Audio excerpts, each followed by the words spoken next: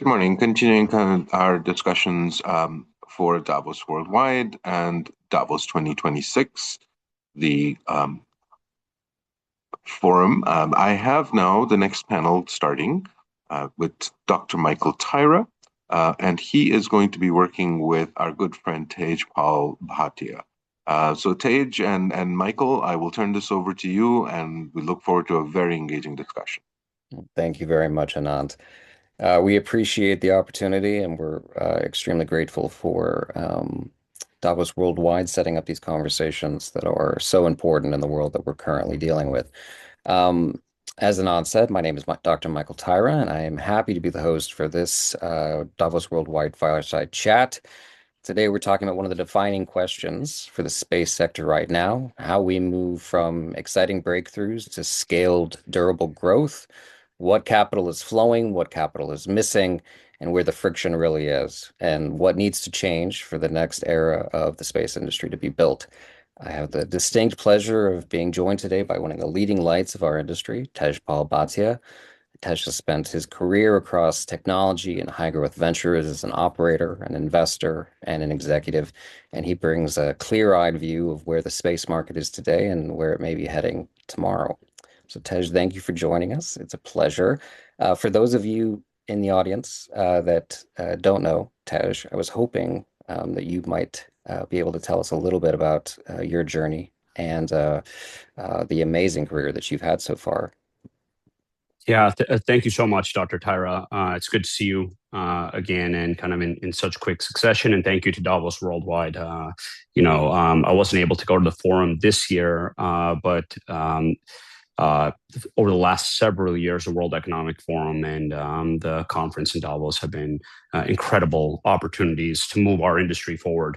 To give you and the audience a quick background on my career journey, and I'll do it through the lens of space, even though my entire career is not about space. Really, the last 5 years have been about space, and I believe the rest of my career will be about space. But my obsession with space started when I was 3 years old. My parents, who were immigrants from India, they came to New York in 1970. They piled us all into a station wagon. We drove down to Florida, and I was 3 years old, and my parents took us to Kennedy Space Center. And I, walked out and saw that gigantic building, and I asked my mother and father, and I said, what's going on in there? And they said they build spaceships in there. And I was 3 years old, and these types of moments you don't forget in your life because they're very rare. But I looked at the building, and in that moment, my mind, my heart, and my soul all exploded at the same time. And it was this moment of presence and clarity, like as if the universe opened itself up and revealed itself and said, this is how it is. And again, you don't forget those moments. In my entire life, I've struggled with staying present, whether it's worrying about being upset about the past or worrying about the future. Those rare moments are phenomenal. And, even with that kind of life-defining moment when I was 3, it still felt like a science fiction, far-fetched, not for me thing, and it became a thing of daydreams, literally daydreams for me.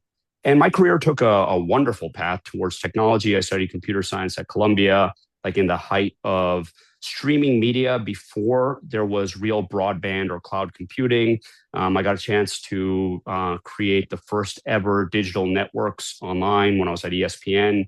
Worked on a product called ESPN3, which is the first HD streaming network. And at the time, the fastest growing network in Disney's history, only to be surpassed by Disney Plus during COVID using the same technology. So my passion really was heavy, professional passion on what I'd call distributed computing, cloud computing. And that led to a long entrepreneurial career in startups, high tech, high growth startups, 10 years, 3 investor backed startups, one in the consumer app, one in video conferencing, one in educational technology. And then when I grew up, really when my son was born, I made a shift. I was like, I got to get a real job. And I went and I joined Citibank, particularly Citi Ventures, their investment arm, as an entrepreneur in residence. And at this point, I'm in my 40s, and I'm still always daydreaming about space. I'm like, enough is enough, right? No excuses. It's not that I couldn't be an astronaut or not. I'm a billionaire. I care about this. So I, asked my managing director if I could be Citi's space guy. And I remember her specifically saying, we don't need a space guy. So I was like, great. So we have an agreement. And she was very supportive about it. And I went out and started like learning about the space industry from the lens of venture capital, but also from the lens of institutional finance. Citibank, 250-year-old company, right?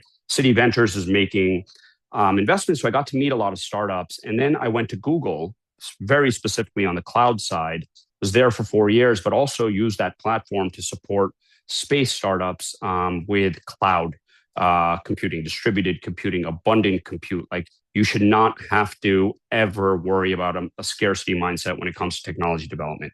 That's very true for applications and software and terrestrial technology. Space is different, and I'll explain. And I'm not saying we don't need to get to an abundance mindset. We absolutely do, but the industry is not there yet.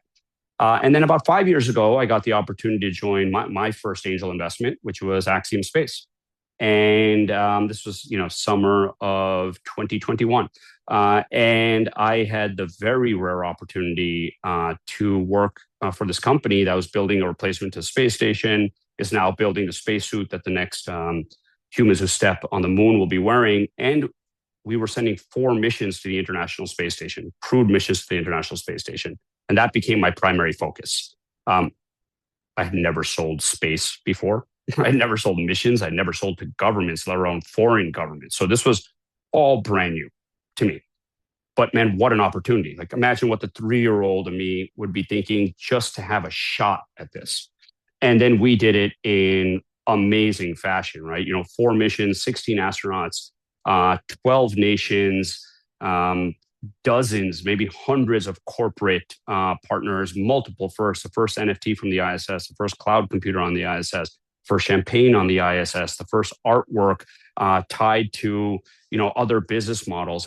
Amazing, right? The list goes on and on. And now imagine what that 3-year-old is thinking. But now it's much more real, right? That's $1 billion of new revenue into the space industry for a 7, 8, 9-year-old startup. So when we look across the industry and look at the big players like the SpaceXs of the world, which are doing phenomenal, to the long tail of startups, and you look at the capital flow into space, it is very different than any other industry on the planet. And I say this with the intentional irony. Space is the only industry on the planet that has not been modernized by finance. I'll say it again. Space is the only industry on the planet. I like it because it's a joke, space, planet. By the way, space and Earth are not mutually exclusive. They never have been. They never will be. We're all part of this universe. But it's a very, very interesting geopolitical history. Current financial infrastructure problem / opportunity, and knowing where the industry is going to go based on the market size today, it's just phenomenal opportunity and a problem that, all of us should be focused on solving as quickly as we can. Well, I love that because you've had such an extended timeline of being able to see from kind of a very nascent side of the space industry, how it's evolved over the last 5, 10 years. Can you tell me a little bit more about where you see the current state of play? Tell me about the industry right now. So I've been saying this for a long time, from when I was at Citibank. And I know it's so much to be true. So it was a hypothesis before that I've validated, but really I spent the last 5 years trying to invalidate it. And there's 2 parts to the hypothesis. One is this is very parallel to 1996 of the internet, just 30 years later. So we have a little bit of hindsight. Like imagine if in 1996, someone came to your office and said, well, I don't want to assume how old you are, but I was already into my professional work. I was in college at the time. So 30 years ago, I was an adult. Actually, that's questionable if I'm still an adult, but I looked like this. Maybe actually even a little older and a little more ragged from partying too much in college. But, if someone came to your office in 1996 and said, hey, you and Dr. Tyra, you're going to be a doctor. I'm assuming you weren't a doctor in 1996 yet, but maybe that's an assumption here. You'll be a doctor. You'll be talking to this guy, Tej, and you will be speaking to a worldwide audience through 2 pieces of glass that are connected to a bunch of satellites in space directly. And you will have a virtual meeting that's going through this thing called the cloud that all exists because some guy wanted to sell books on the internet. You would kick that person out of your office. Yeah. It's just even books on the internet. You'd be like, what the hell are you talking about, man? Get it out of here. I'm talking about Jeff Bezos, Amazon, cloud computing, mobile, AI, kind of everything that we've got to now. But if you had listened to that guy, he'd be one of the wealthiest people in the world right now. Right now, that's just how things are. So unfortunately for me, I didn't listen to that guy, right? I just missed that dot-com boom. Now, when I say missed, I mean making a lot of money off of it, which many people lost their money in the bust, but I got to learn. And this is an absolute repetition of time. So if we know that this is like 1996 of the internet, how do we get prepared for 2001, 2008, and I'm particularly 2020, and I'm particularly picking those dates because those are downturns, dot-com bust, mortgage crisis, COVID. But look where we are now. So when I think about space, that's what I see. And I'm like, okay, well, this is history repeating itself, and this is my shot, right? I'm not a college kid getting a job where they're throwing great parties and all this stuff. I can drive this. I can influence it. So real state of play, high level, is this is a repetition in time. Second, and there's going to be three points to this. First is 1996 is the internet. Second, I think the inflection point for the space will be 2031. And inflection point, think of like the Microsoft Windows moment for personal computing operating systems. Think about the Netscape moment for the internet browsers. Think about AWS for cloud computing. Think about the iPhone moment for mobiles and mobile app. Think about the ChatGPT moment for AI. That's going to be the moment for space. 2031 is a very specific date. Why? ISS comes down, right? That is a very core component to the entire geopolitical thesis. And then the third piece, which makes it very different, going back to this ironic joke that I will make a thing, that space is the only industry left on the planet not modernized by finance. It's not a criticism. It's actually a geopolitical history. So what's happened is the flow of capital into space has always been government dollars, taxpayer dollars, our money. And then it made the shift to billionaire dollars who are building these great companies. But the really lacking piece has been venture capital. And there's a very real reason for that. We'll get into it in this call. And then now you've got also financial institutions, the investment banks of the world, and sovereign wealth that have more capital than they can deploy. So it's like, great, put it to space, but it actually doesn't fit the thesis right now. And the missing piece isn't venture capital. The fact that venture can't get in is part of the narrative of what we need to do, or hasn't gotten in meaningfully like it did with the internet, mobile, or AI. But that's a key cornerstone to the hypothesis. So the state of the market, so those are three kind of main factors. But just to tell you where it is, and I'm just talking about civil space, not defense, not telecom. If I mention defense and telecom, we're talking about trillions of dollars. And I'm not talking about orbital data centers, pharmaceuticals, manufacturing. We don't know what that market's going to be. I'm sure it's going to be huge in the trillions as well. But that's kind of that 2031 moment. If we just look at space today, again, no defense, no telecom, no commercial voodoo, right? So just money that will be spent. That's $140 billion by the civil space agencies worldwide this year. Now, it might be spread over 2-3 years because it takes from. But the reason I can say that with such confidence is space budgets don't just come out of thin air, and they're not estimates. They're years of appropriations by these governments, and it's public information. So you can validate my claim here. Further, you can validate it by looking at the actual allocation of those funds, which goes into procurements called RFPs, and we know that money will be spent.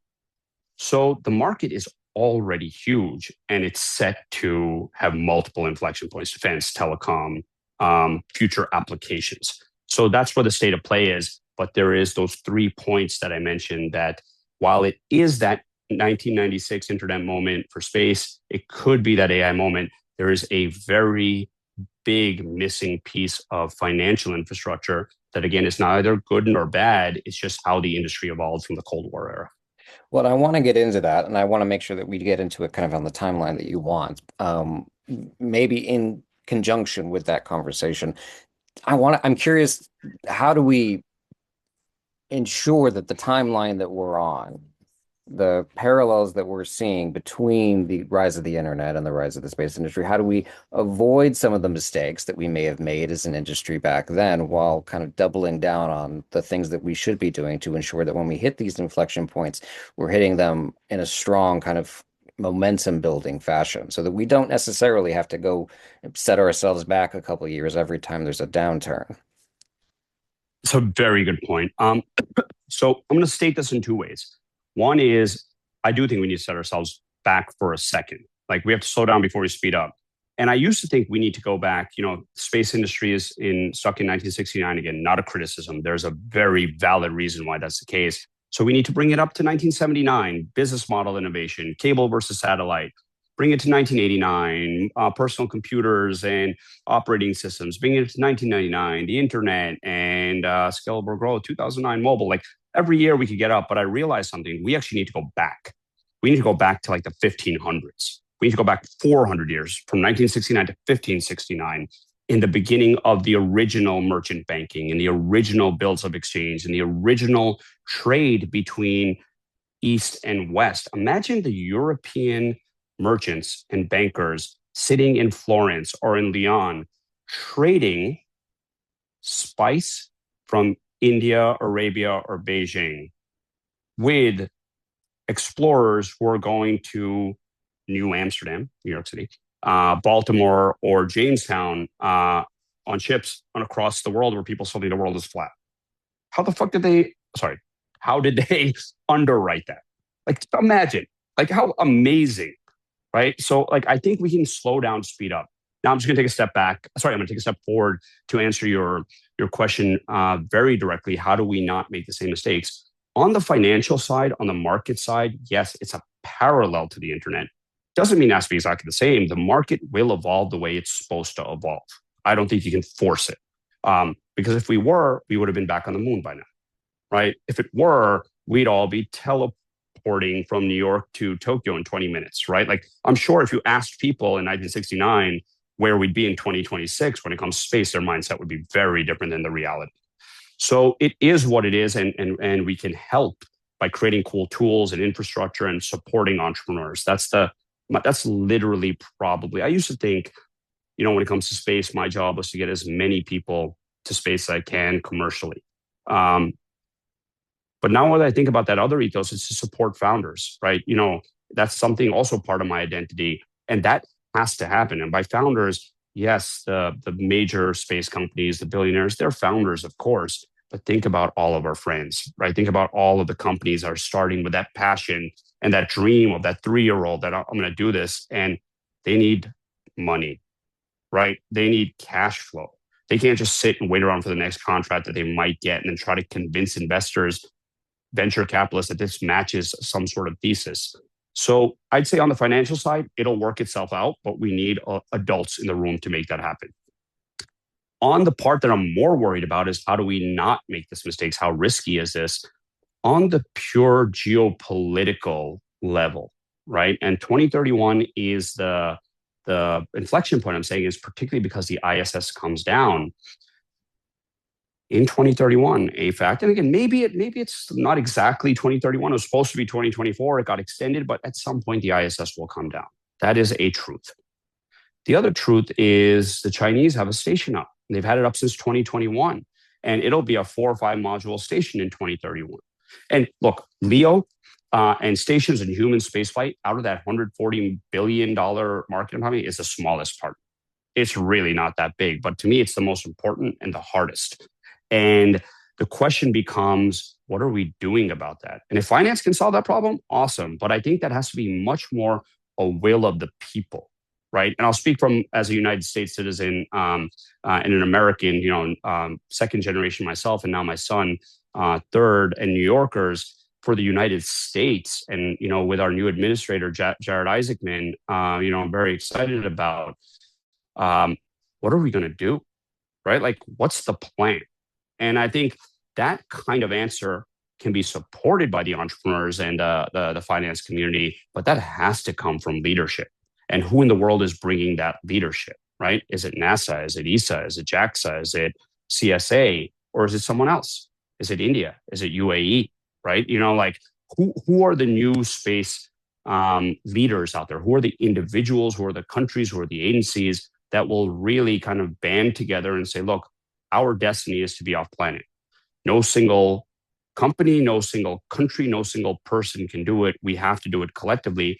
And like I said, entrepreneurship, finance will support that absolutely, but that has to come from the will of the people, and the government is the people, right? So that's where I think this marriage and this geopolitical history, which I realize we haven't had time to go deep into, it's just a beautiful, complicated, friction-related, highly frustrating situation, but pretty amazing to be alive and be able to have some influence on it. Well, that's amazing. So if we're going to talk about closing the loop and kind of building the capacity of the field to support the growth that we're hopefully seeing in the next 10 years, or at least up until the inflection point when we start to see kind of what I hope to be kind of transformational, more than linear growth at that point, you still have this deficit that we've talked about. You have huge costs, financing needs, long timelines, indistinct ROI sometimes. You have a bit of an immature financing system to back up what's becoming an extremely growth heavy kind of startup community. How do we become creative in bridging the gap between now and the inflection point where you need to finance ambitious space projects that typically fall out of line of what's been traditionally, VC and sovereign wealth funds, meat, bread and butter? Right. Very good question. Now, the thing is, we don't have to be too creative, right? I'll give you some examples. Like the building I'm looking at outside my window in New York City right now, that cost $4.6 billion to build. It's got roughly a sister building, a matching building, which is another 4.6 billion, right? So you had 9.2 billion built in a couple of years here in New York City. That pales to the last hotel built in Vegas, $14 billion, right? So we have to be a little intellectually and emotionally honest with ourselves with space. Space is hard, space is expensive. Yeah. Rocket launch is 200 million. A module is 500 million. A modern station should not cost more than a couple of billion, right? Starship is going to bring all those costs down. It's not hard. And you don't really need to be that creative. Trust me, I don't know if you know a lot of real estate people. They're not the most creative people. I don't know if you know insurance people. They're creative in trying to figure out what's going wrong, but these are models. These are templates, right? And what happens with space, it comes in like, ooh, this is so expensive. No, it's not. You're not going to get the attention of a sovereign wealth asset manager. Forget the actual, the country, because they work off of commissions. They work off assets under management. They work off of deploying that capital. You won't even get time for a coffee with them if you're not in the billions, right? Now, at the same time, you go and you say, okay, I've got this project that's hundreds of millions. Okay, who gives a crap? It's super risky. I can't insure it. They're like, okay, that's weird. They're like, well, what's the business model? We're going to win the next government contract. How do you underwrite that? Right? It's so. I think the key here for the entrepreneurs, and I do actually believe the onus is on them, not on the rest of the community, is how do you make these bankable transactions? How do you make them tradable assets? How do you make them transactions that have a valid buyer and seller and do it at scale? And I just don't think an individual startup building one capability is going to be able to do that. And the key word there is capability, because it's not even a capability till they win the government contract so they can start building. What we need to get to is selling capacity. And how can you sell capacity when the capability can't be built till the government gives you the contract? But the government's going to give the contract, and that's an investment grade backer. So it's not that we can't solve the problem. Again, we didn't really get into the details of it, but the geopolitical history of it from an era, the 1950s and 60s, where the only space powers were the United States and the Soviets. And there was a very dangerous threat of nuclear annihilation.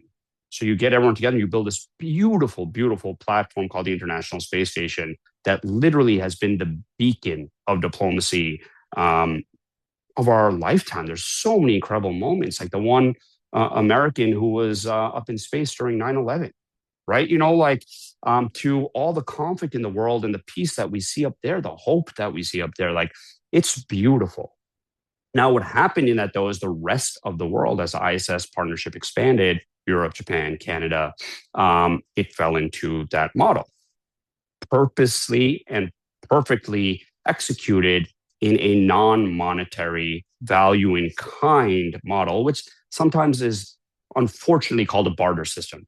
Just a reminder, humanity hasn't had a barter system since caveman times, and I don't even know if we really did back then, right? So if that makes us feel better because we don't like money, okay, it's not a barter system. It is a meticulously accounted for monetary system, closed loop system. And when the ISS comes down, we are going to lose trillions in value, in my opinion. I have many economists, friends, and I think the person I'm talking about knows who I'm talking about, who might disagree with me because you can call me a chat GPT economist. I'm not an economist, but I did bring in $1 billion of new revenue into the industry, right? So we can talk academics all we want, but the proof is in the pudding. Let's get to work, right? Let the right leaders create the right plan for us in the world, and let the business people do their jobs, and let the entrepreneurs create the future that we deserve. Well, thank you so much. That's a great way to kind of end us off. I feel like there's so much that we could be talking about and to kind of build us out. Hopefully, we have an opportunity in the near future to have a longer conversation about this. But I appreciate so much your insights and your time today. It was a pleasure talking to you, Tejpaul. Thank you so much. And we'll hand it back to Anand and Davos Worldwide for another wonderful rest of the day of programming. Thank you, everybody. Have a great day.